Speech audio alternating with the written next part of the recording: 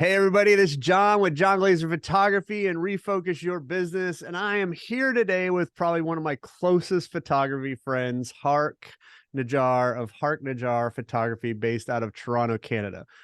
Hark and I struck up a friendship about 3 years ago, and we talk almost daily. It's kind of our morning routine as I drive into work. He and I get on the phone and we chat about the day, whatever's going on in the day, whatever highs and lows that are going on in life. And he's become a really dear friend of mine. Hark is an incredibly successful headshot and sports photography business, and he has the ability to build his business organically, and it just keeps blowing up. It's amazing to me what he's able to do, and I wish I could do some of the things that he does. The best part of the sports business is he's never had to advertise. Every time I talk to him, he's getting new inquiries for leagues and to photograph their players. While that may not be the best part, one of the truly great things is that Hark is able to do this while finding a true balance in life between work and pleasure. As many times I'm talking to him, he's either at the golf course or his lake house or just enjoying life.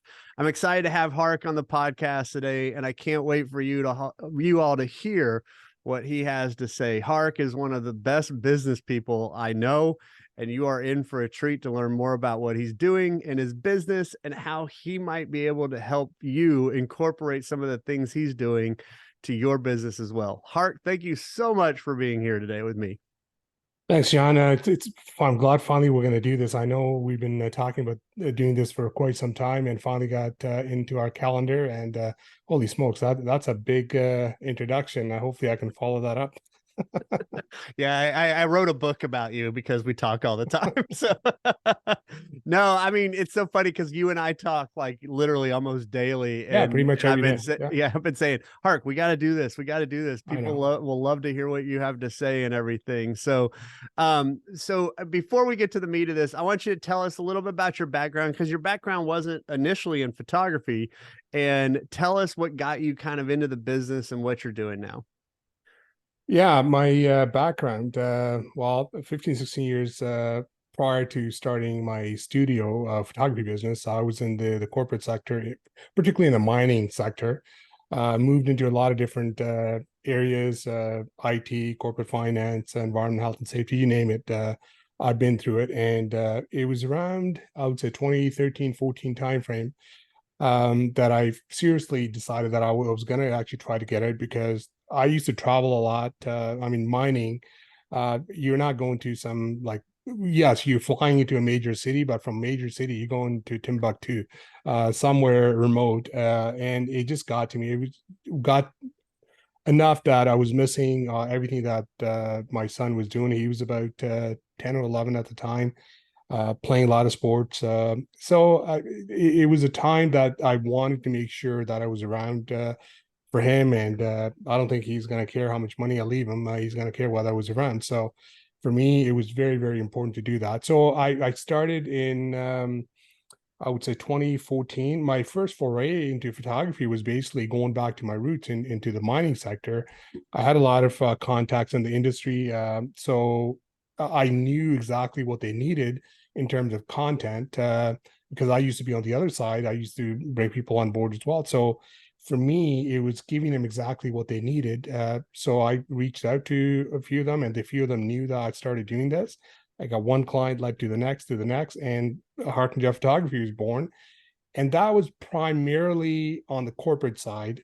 Picked up a lot of new clients outside of my circles as well. And then I got into headshots, started doing headshots. You know, you try everything when you're starting off. I tried a couple weddings as well, so as well as family portraits. So, but We what do really fairy sessions. we do fairy sessions. So it's not like I haven't tried everything, or this is the only thing that tried after leaving. You have to try everything, see what sticks, right? And when my son was in sports, I did a shoot for their team. Everybody loved it, and then it was another team, a higher up age group. Oh, would you like to do our? Would you mind doing our team as well? I said, sure, no problem. Started doing that, and then next thing I know, a whole bunch of teams are contacting me and say, and I didn't really have a business model for pricing sports and how to do it. And so I just had to figure out most of that stuff myself. But luckily for me, there were a few other people around that I could reach out, and they helped me sort of at least get the ball rolling. And the big break didn't come until I started booking larger leagues. I'm talking about not just one or two teams. We're talking about somewhere upwards of 90, 100 teams at a time. And that's when true volume business was born for me. And then I realized the light bulb went into my head to say, holy, like crap, this is something that I should be going after. This is perfect because it works into my schedule. Like winters are really busy with hockey. I live up in Toronto area and we have lots of hockey. There's not really much else to do. And I mean, I'm not a huge outdoor person in the wintertime. I love being outdoors in the summer. Summer, yes, we go outside, snowshoeing and all of that, but mostly I love spending time at the cottage. I love golfing. So the summer months is where I really want to be outdoors. And now that I've structured my business in a way, I still get to do. I have a studio, a large studio, bitch, like with the where I do most of my headshots, but it sits empty. I would say 70, 80% of the time. I most of my work is on location. Even my corporate work, I go to my client site. I go to client site for headshots. I go to unless they come to the studio, like a few of them at a time, but a lot of the corporate work that I'm currently doing, it's on location, and these are fun shoots. They like, for example, next week I'm getting on a large shipping vessel, like large ships that are coming through the Atlantic, through the St. Lawrence Seaway into the Great Lakes through the U.S. I'm working with a company that wants content for that. So next week I'm gonna get on here in Toronto. I'll be going like spending times with the pilots and shooting for 3, 4 days, and like those are fun gigs for me. Um, so I am rambling on. I don't You're even know not if I rambling. answered. No, I don't know it's if I answered your fascinating. Like question. you've So gone from this like business guy to this like you've got this photography mecca that I always admire and everything that you're doing. It's oh, really cool. as I always tell you, I'm not gonna say I had some sort of brilliant like thought that led me to this. It was just I maybe I was just at the right time at the right time, at the right place, and not only that, I mean, I had a bit of a business mind. I knew going in from day one that I wasn't going to be a starving artist. Like I wasn't doing this for the art. Right. Yes, I enjoy taking photos. I enjoy doing this, but I wasn't going to go into it just thinking, oh yeah, my art's going to be perfect. It's going to no, like that doesn't pay the bills. You got to make money, and you got to figure out real fast. Once you leave your corporate, very well paying corporate gig, you got to start making money. And it didn't. It did take me, I would say, maybe 2 or 3 years to get to the point where I could say, oh yeah, I could replace my previous salary. It was good. And only at that point you realize, shoot, I wish I had done this sooner, because the work balance that it gives you is crazy. Like I now I can decide when I want to take on more work. I can decide when I don't want to work. Yeah. So and that's the best part. No, and it's funny because you and I talk like I have a little insight to you because we talk these things all the time, and I know we've talked about this with some other guests and everything. We had Trevor Walker on here, who's a headshot photographer based up in the Calgary area, and and like I appreciate because you're the same way as Trevor in a lot of ways. Like he will quote things on how bad does he want the job or how Right. bad does he not want the job, and I That's know me. you contact me and it's just like, you know, I had somebody contact me for this big huge job and I quoted them some ridiculous price, and if they take it, then more power to me, but if they don't, it's no skin off my back. And I love Exactly. that attitude about you, you know. I mean, I think photographers, like you said, if you haven't built your business into a place where like some of that stress because you're like not like, well, when's my next payday going to happen or when's that next whatever, Yeah. you start compromising and you're like, I'll shoot it for whatever just so I can have a little bit of cash in my pocket. And I mean, I don't get me wrong. You in the early days, that's I'm not saying this is for me.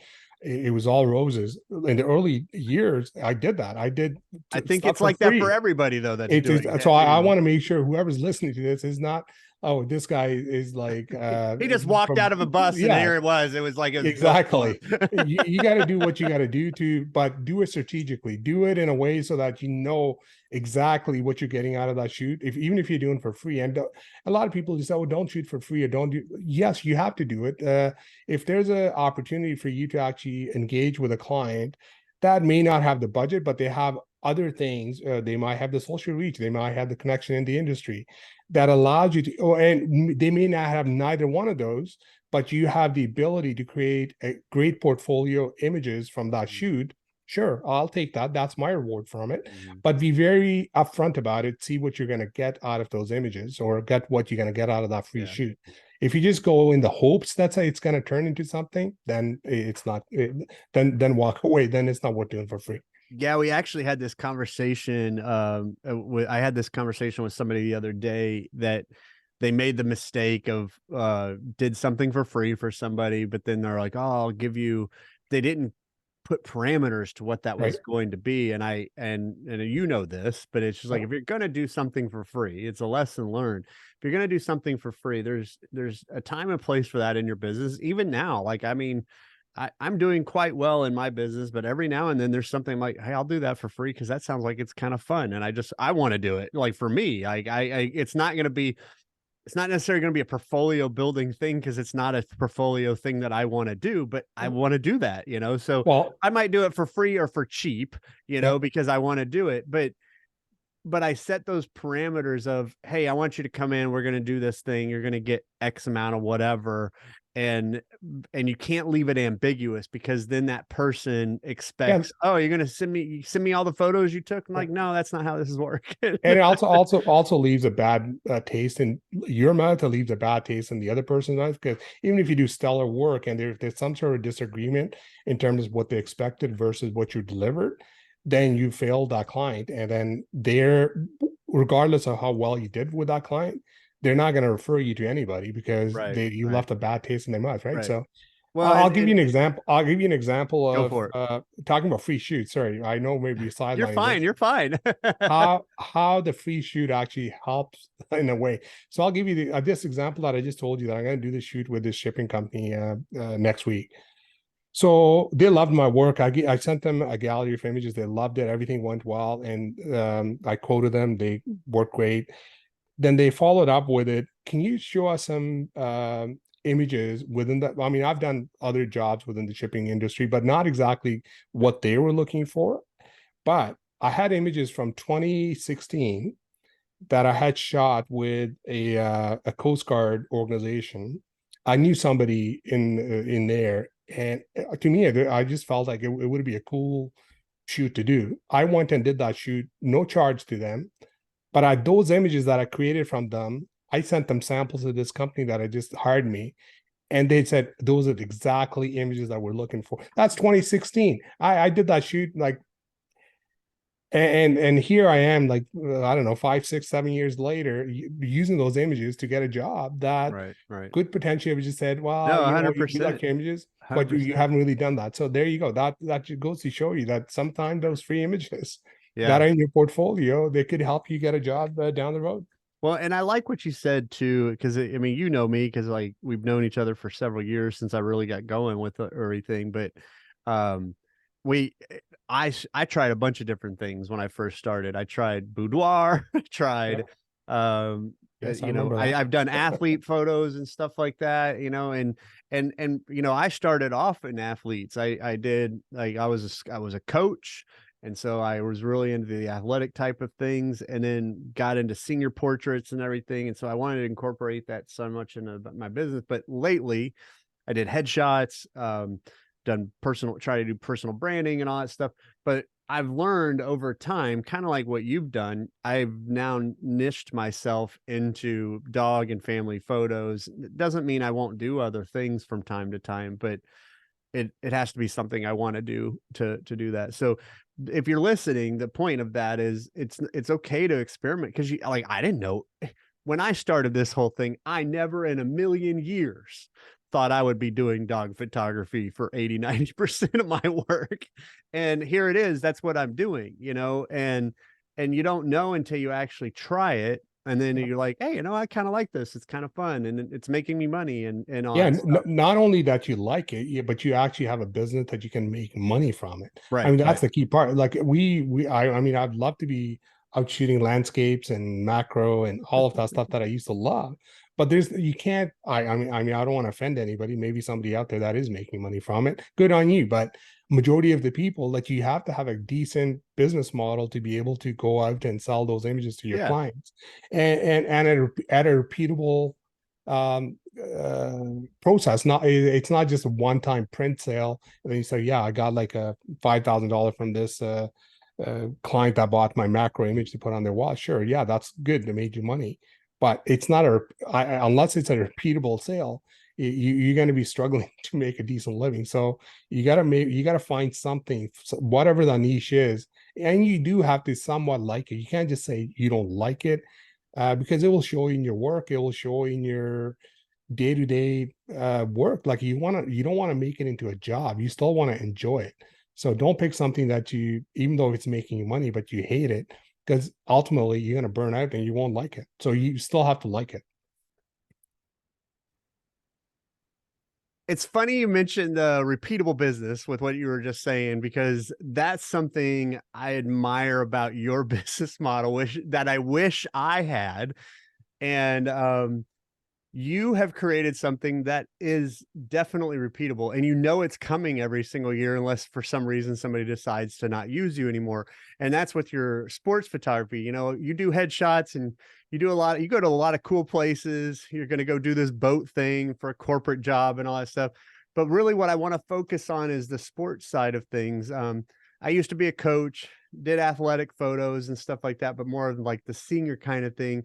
You do more of the bulk, like teams, whole leagues. You call me and tell me, oh, we're gonna shoot 1,000 people this weekend or something, and it blows me away. But what's great about what your business model is that it's repeatable, because those leagues happen every single year with those kids growing up as time goes on.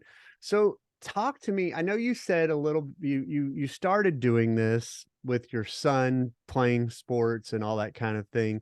What were some of the lessons that you had to learn as you went through this to make this a sustainable thing, that you weren't driving yourself crazy and you were able to have this lifestyle you have where you're able to take time off and go to a lake house or go to your cottage and play golf and all that kind of stuff? Because when somebody hears thousands of people that you're photographing and stuff, that can be a little overwhelming, not just the session itself, but what do you do after? Like, what is those prints and those dealing with those 1,000 parents and all that stuff? So take me through like some of those lessons that you learned as you were going through this that helped you to build what you have now. Yeah, no, those 1,000 or 1,500 kids, that's just a walk in the park on a Saturday. So that's just no, one of the, I mean, I wasn't always there. We started off with, like I just told you, just one, two teams at a time. And the biggest thing you have to learn in volume is, if you don't have a good organizational skills, or you're not organized and you don't have a good, efficient workflow process in your business, volume business will eat you alive.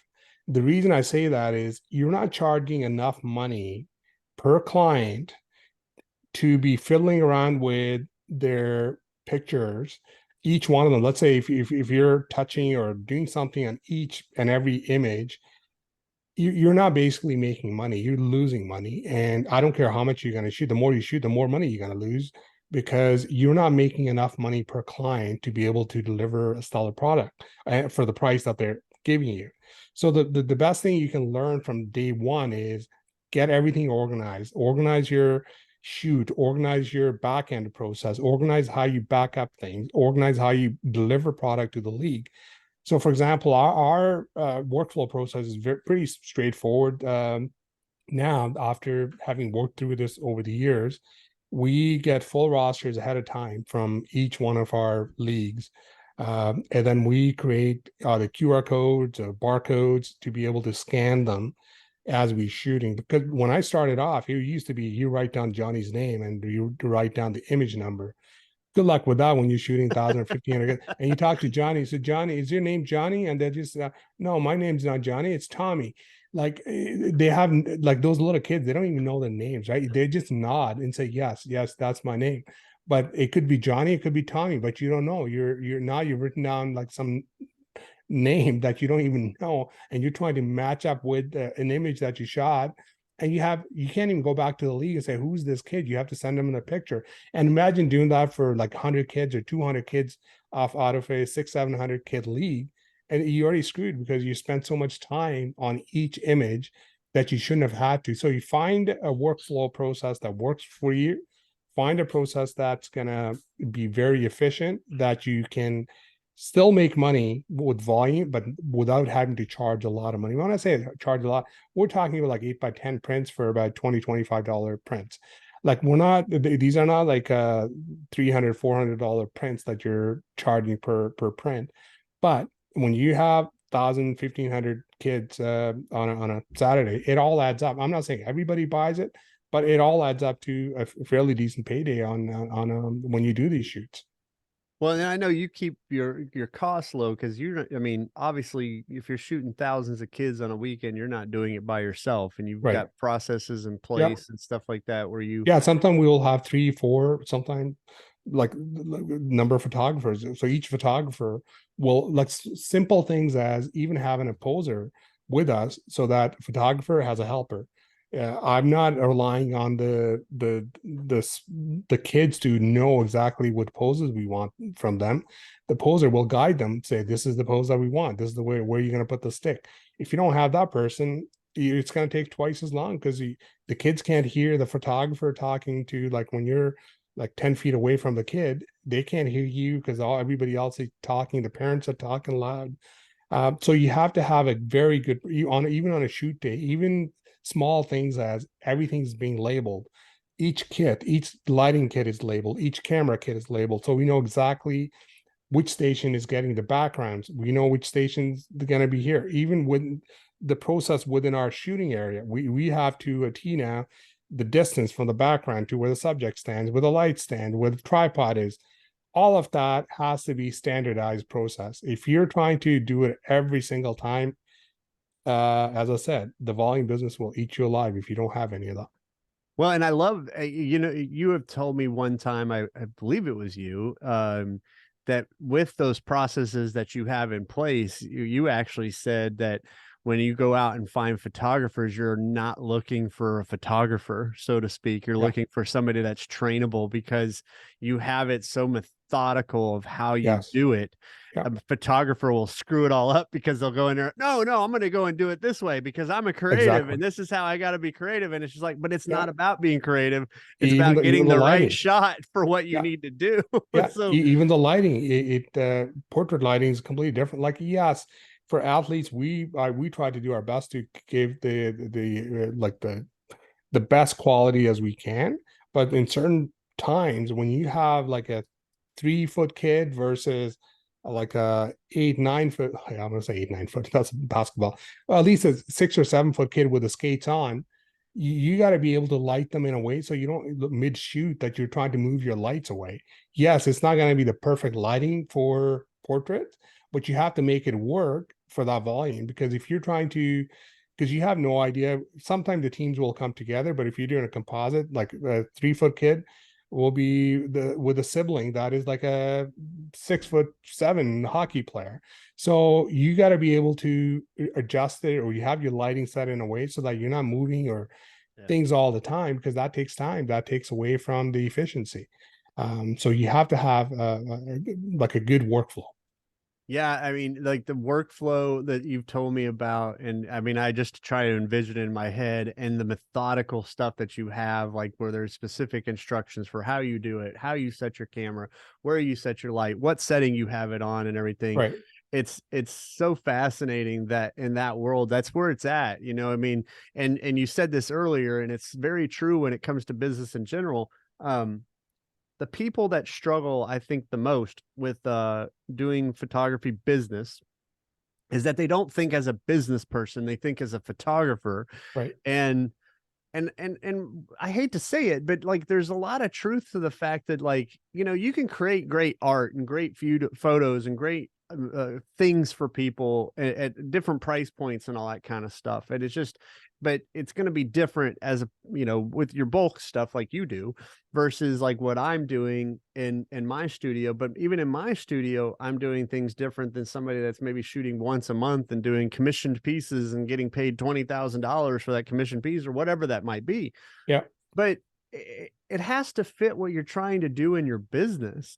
You know, like I know plenty of photographers that aren't the best photographers in the world that are making great money because they know how to run their business, right? Absolutely. And Yeah. it's, so it's not about like making these worldwide award-winning photos for every time you do a shoot. Like, Yep. you know, I try and enter the award competitions and stuff like that, but it's not, that's not Yeah, what but it's you do that. Yeah, about to me. I you do it because I want to do it, because I want yeah. to challenge myself, not because it's just like being, you know, honestly, I tell people, and I tell you this, and I tell people this, being an award-winning photographer isn't bringing you clients. Right. And when you're creating those images, you have the time. You set aside your own time, your own studio, whatever you want to create, that's up to you. They're not your client. You're not trying to deliver those images. Like for example, in our volume business, if like I would love to create like for athlete pictures, some dramatic lighting where like you're creating like sliver of light with shadows everywhere, and then the little Johnny's mom's gonna call and say, "Well, I can't see my Johnny's face. I don't want that picture." Like and you do that for all of them. And next thing you know, you lose the league because people don't. You got to deliver what the people. You got to read the room. You got to deliver Right. what they're asking for, what they need, and what they want, and just give them that. I don't care if personally I like that style or if somebody else likes that style. I want to be able to deliver what the clients are willing to pay me for those images. No, that's great. So the next thing I want to talk to you about is and I Sorry, don't think, John. I was going to say sorry. I don't think I ever answered your question where it's a repeatability. How the heck do I do this on a year in year out? I think we babbled on like I normally do. no, you're good. You're good. I'm Uh, sorry. I didn't follow up with the question. So how do you repeat this, Bill Hark? so it's not I mean, a lot of my work is not a lot. Like I would say, probably 100% work is word of mouth. Every year we get new leagues signed. Like this year, I probably added maybe 3 large soccer leagues and another 3 or 4 baseball leagues in our summer schedule. It all comes down to your I don't want to say connection, but your approachability, your likability, and your ability to go and meet people is more important in this business than your ability to deliver a great product. Trust me, it's a given. Like you have to have a good product to be able to survive in this business, but you don't have to have the top-notch product to be able to still have a great running business. You have to maintain those relationships. I meet like the leagues that I work with, I'll make it a point to go off season to meet those people that are my contacts, other board members, to make sure that everything went well last year. Was there any areas that we could have improved? Was there something that we did that you guys didn't like, or something that we liked or did this year that you really like? So we make sure we do the same thing next year.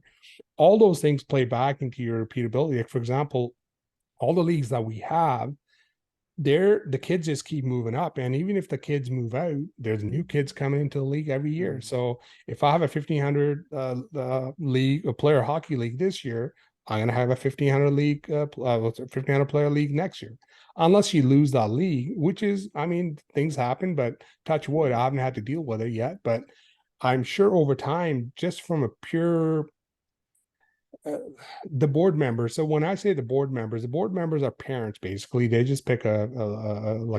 a steering committee or board members that decide who they're going to bring on board. If you have a good relationship with most of them, you deliver product when you say you're going to deliver. You deliver the photos and then provide excellent service. They have no reason to change out. Like they do not want to take chances with something new just so that for the sake of changing. Unless you royally screw something up, they will stick with you. They have a pretty decent loyalty. Yes, you can do contracts, 3, 4, 5 year, multi-year contracts, which some of the leagues like. Some of them I just say it's basically a word of mouth. My word against theirs, handshake deal that we're going to be back next year. Some of them, they want it on paper. So yes, you have that repeatability every year because kids will grow old and the new kids will come forward. So for me, I know my revenue pretty much this year or from this year to next year. The only thing I can say it's probably going to grow because I'll probably add maybe a few more leagues from this year. It's not going to come down from where I was unless we lose a major league, which hasn't happened. But at least you know from your business perspective. So it's almost like having a very decent paying job on a year by year basis. You don't have to worry about it, what's going to happen next year, how much money are going to make. I can break it down by quarter, the money that I'm going to make. Mm. And if I have some big expenditures to do, I have no worries about doing those because I know the money's going to come in. So I wish I had that joy knowing what I was going to have quarter by quarter coming in. And I think a lot of people listening would wish that they would have that kind of thing too. And it's what I admire a lot about what you're doing and everything. But the other side of it too that I admire about it is since I've known you, I mean, we met during COVID. yeah, Nothing was going on, and you were up in Canada, and nothing was going on longer in Canada than it was in the United States. I yeah, there was mean, no when I sports, say no nothing. nothing, there was nothing going on in Yeah, Canada. nothing. You couldn't even like have people in front of your camera with a mask on, you know. Exactly. But and you already had this thing going, but you have built and built and built. And I know the word of mouth thing, it's just a word of mouth. And you said it well, like um it's how you treat people. Like I always Yeah, tell my staff, like when it comes to the porch side thing, every client's a $10,000 client, you know, and it doesn't matter if they, you know that they're not going to spend a lot or they're not, or they're going to spend a lot. You yeah. treat them the same, Yeah, right? And I it's tell just all our staff, just be careful about whatever you say to anybody. You have no idea who they are. If you're right. at a shoot and you talk to a parent in a certain way or talk to, you have no idea whether they're board members or Right. whether they know the board member or Right. whether they'll be a board member next year. So Yeah. you treat everybody exactly the same you would treat like your family. So and that's the role, that's the model that we work with, making sure that everybody that we speak with, everybody that we provide service to, we provide equal service, great service every time. Because you have no idea who they are, you have no idea who you're talking to. So just make sure that you're not being snarky or you're not Yeah. being rude to anybody that you wouldn't be to your family member. So Right, right. Well, and I think that's a big part of the business that people have to like sometimes they have to learn. It's just like you have to be personable, you have to be approachable, you have to be likable, you have to and to be in a long standing business, like and on my side of what I do, you and I, you know this, but I do a lot of it through marketing and stuff like that. But some of the marketing that I'm working to do and that I'm implementing in my business is relational, is going out to other businesses and partnering with them. And you have to do that for longevity. You can't just rely on Facebook ads and Instagram ads or whatever to bring in the money all the time because they're very inconsistent. yeah, So but that's I'll always it's go those for personal skills that you yeah, gotta like, and it's hard and it's uncomfortable. And what's funny is a lot of photographers are introverts, yeah. and so they don't want to be out in front of people. They don't Yeah, want I'd to rather talk to people. sit They just want to be behind their camera and leave me behind the alone. monitor or the camera or do it. But the real connections are, yes, with social media it's made it easier, but real connections in real life. Go have a coffee, go whatever, go drop a box of cookies or whatever it Yeah, takes. You just meet those people, just have that connection with them so they remember you. They know who you are. They know that they can trust you. People do business with people that they like. So be likable. That's right. simple as So that. So so one more question I have for you, and sure. you've built this up and you've continued to grow your business and stuff like that, but you continue to have fun.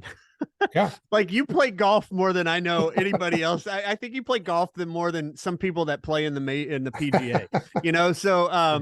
I wish every it was time I playing talk more. to you, you're on your way to the golf course, or hey, Yeah. I've got golf 5 days this week in my men's league or whatever. I mean, the only thing that keeps you from playing golf more is you live in Toronto and half of Yeah, the and exactly. 3/4 of the year it's crappy Yeah. weather, Oh, but hopefully then I'll work on that in retirement. Yeah, go down south. but then you go to your cottage, you have a little lake house and everything that's beautiful up there and all that stuff. but you do all this stuff by maintaining this amazing business that you have. How are you doing that? And what are you what is advice for you? I mean, I have my advice, but what would advice Yeah. that you would have, regardless of what kind of business you're growing, Yeah. to how you can grow your business and sustain your business at a level that you want it to be, but also take yourself out of the business in a way and enjoy life? Because it's hard for Yeah. photographers The because they big feel like thing, they have to be in control of everything. yeah, no, the big thing is you do have to rely on others. You do have to have the ability to delegate. You got to learn to delegate. Because if you don't, you will burn yourself out. I don't care how much money you're making. If you're doing it over and over the same um, job, and you're going to burn yourself out. It's not going to be fun anymore. So you got to find something that really, I mean, all of people talk about what is your why? Why do you do this? I mean, I can give you an honest like answer. I'm doing this so I can have a pretty decent lifestyle, that I can go out and golf and go out to like the cottage when I want to, go travel when I want to. So you don't want to be married to your business. I'll give you an example. Even at like a restaurant owner, there's a restaurant owner and a restaurant business restaurateur that is owns a bunch of restaurants. A restaurant owner is basically the guy who goes in there, cooks all his food 24, I don't say 24 hours, but let's say 12 They feel hours a like day. my sister's a chef, and so is my Yeah, brother. It feels yeah, like that sometimes for yeah. them. 12 hours a day, like 7 days a week and 365 days a year. It's you're basically, you don't have a business, you have a job. And yes, you're not working for anybody else, you're just working for yourself, but it's still a job that you got to get up every day to do it. So when you're creating a business, I mean, you know this more than anybody else. You have very good staff that works for you. You have to learn how to delegate that stuff. And And so trust them. sorry, And yeah, trust them. you have to outsource as much as you can. Editing, outsource. Like I have my assistant, she does a lot of my emails. So when I'm away, like when I'm golfing, like if there's inquiries coming in, if there's emails coming in, if there's parents connecting, we don't have the online access code. Well, my assistant, I know she's gonna look at. She has access to all my emails, including the business ones, and she even my personal emails. She will delegate everything. Some of my personal life, like my wife, she'll say, "Oh, I need to know what are we doing this week." I'd say, "Did you copy Sarah on it?" She'll know. She'll know what to do. So Hark's made it so big he's got his own personal assistant that, over here. yeah, exactly. And she will, I mean, and same thing with editing. And also I rely on a lot of IT tools. I was just a few weeks ago, I was speaking to somebody in India. I hired a developer to help me what I want to do for my backend processing, and I'm trying to develop a system that would allow me to do a much quicker turnaround to the images that we currently do.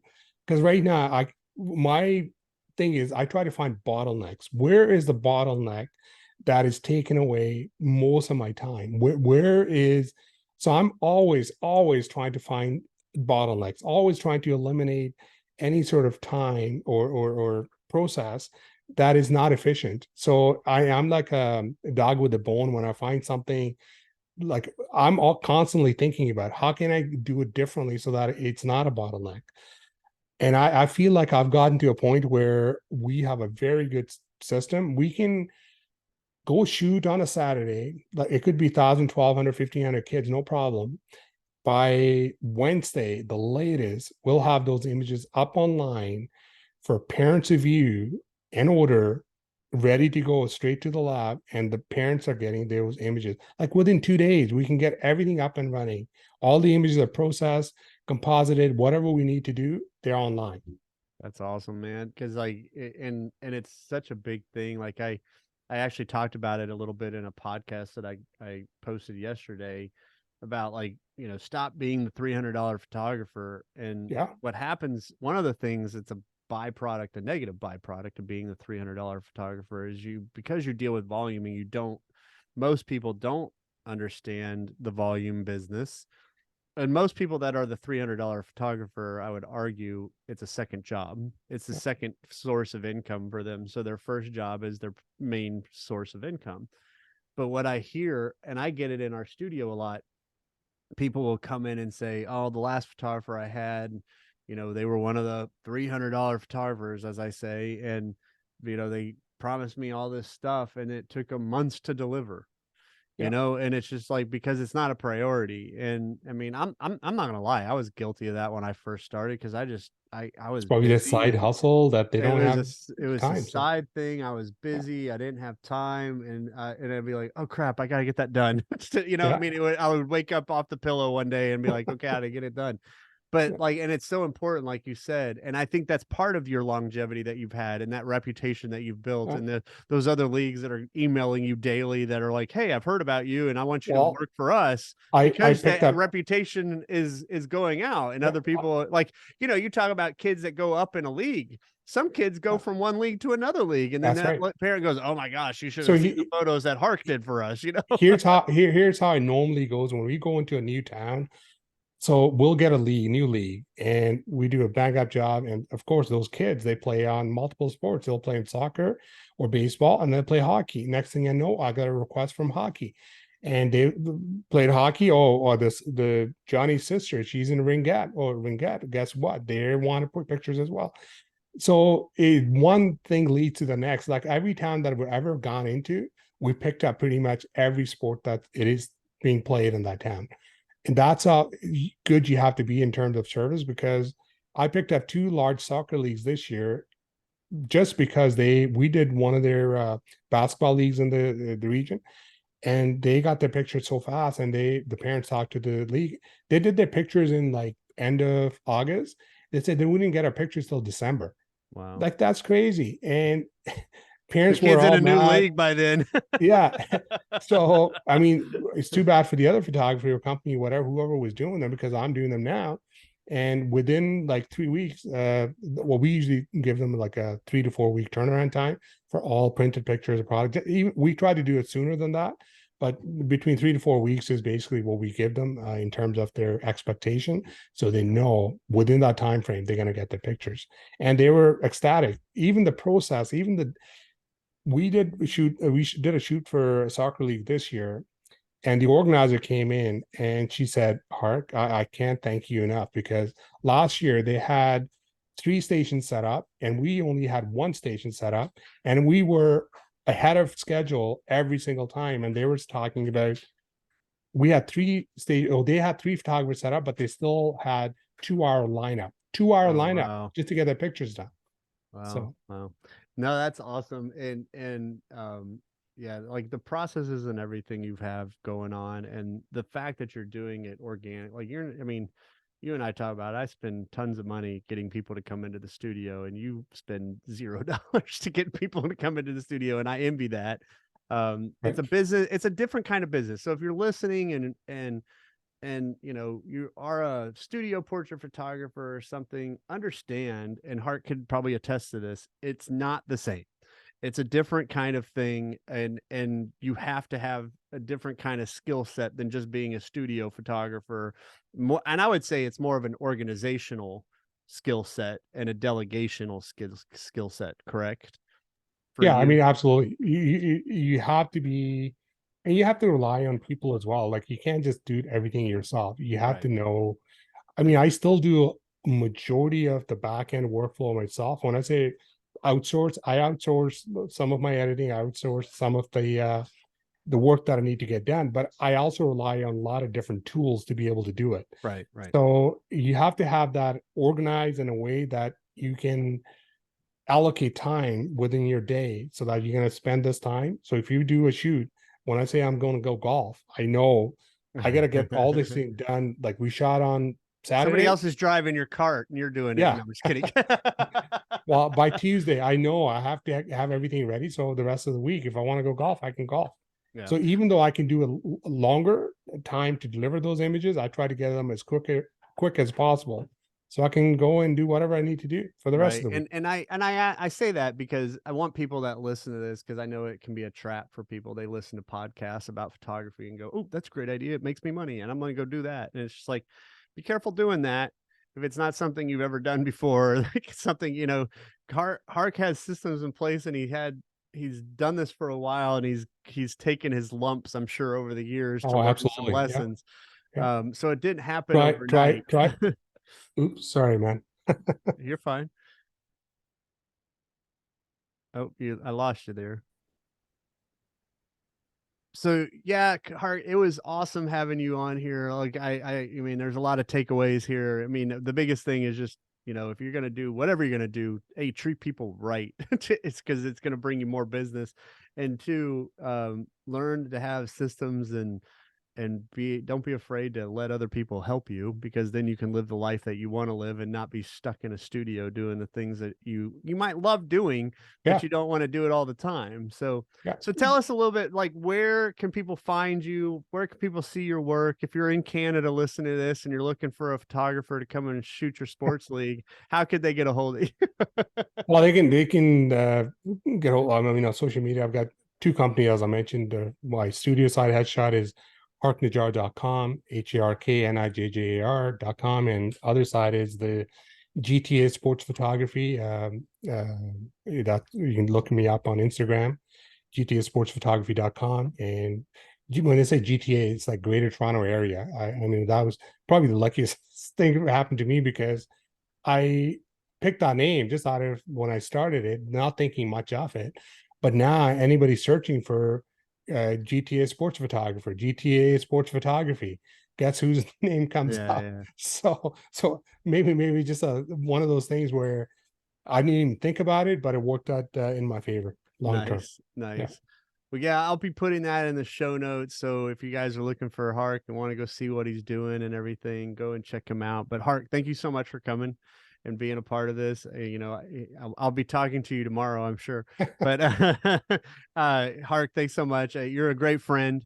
You're a great business Thanks, person, buddy. No, and I admire you just as much, man. What you've accomplished, even during COVID, to what you've gone to and helping others. It just sounds like one of the reasons that we sort of get along so well. It just within when we talk about business, we're business minded people. I like yeah.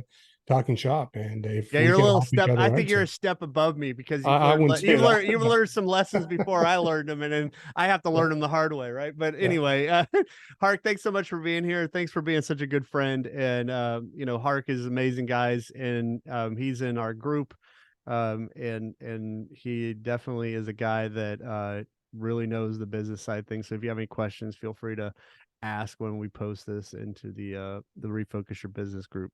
Thanks again, Hark, for being on here, and we'll talk to you soon, bud. Thanks, buddy. Take care. Bye.